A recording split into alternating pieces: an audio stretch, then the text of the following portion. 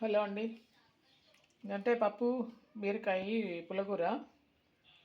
దానికి మనం వేసుకునేవైతే ఇదిగోండి, పప్పు ఒక హాఫ్ అన్ అవర్ ముందు కడిగి నానబెట్టుకున్నాను. అట్లా కొంచెం నానబెట్టుకున్నామంటే తొందరగా ఉడికిపోతుంది. పప్పు వేసుకున్నా, పప్పు కడిగి నానబెట్టుకున్నాను. పసుపు వేసుకున్నా, పచ్చిమిర్చి, తెల్లగడ్డ వేసుకున్నాను. కొన్ని తెల్లగడ్డ వేసుకున్నా. ఇందులోకి కొద్దిగా ధనియాల పొడి అండి. బాగుంటుంది ధనియాల పొడి మాత్రం, టేస్ట్ బాగుంటుంది. ఎప్పుడు మనం ఇట్లా అన్ని మసాలాలు వేసుకున్నామంటే పప్పులేకి కానీ మసాలా కూరల్లోకి కానీ అన్నిట్లోకి ఇది ధనియాల పొడి బాగా రుచిని ఇస్తారండి. బాగా వేసుకోవచ్చు. ఇదిగోండి, బీరకాయ ఇట్లా కడిగి పెట్టుకున్నా.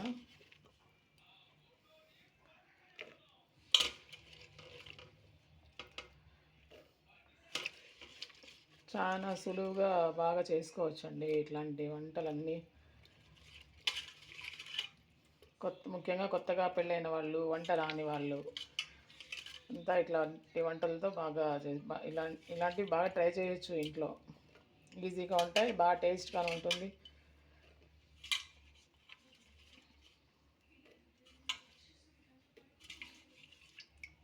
ఇట్లా క్లీన్గా కడిగి వేసుకుంటాము.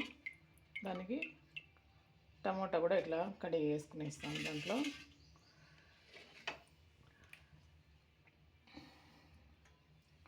టమోటా అది వేసుకున్నాం కదా. ఇప్పుడు చింతపండు, ఉప్పు, దీనికి తగినంత వాటర్.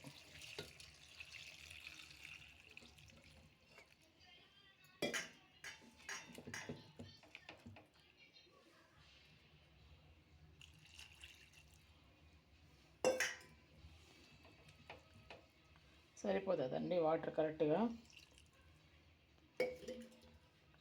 ఇట్లా వాటర్ వేసుకొని మనము దీనికి కుక్కర్ పెట్టుకునేసి ఒక 4-5 విజిల్స్ పెట్టుకున్నామంటే బాగా ఉడికిపోతుంది.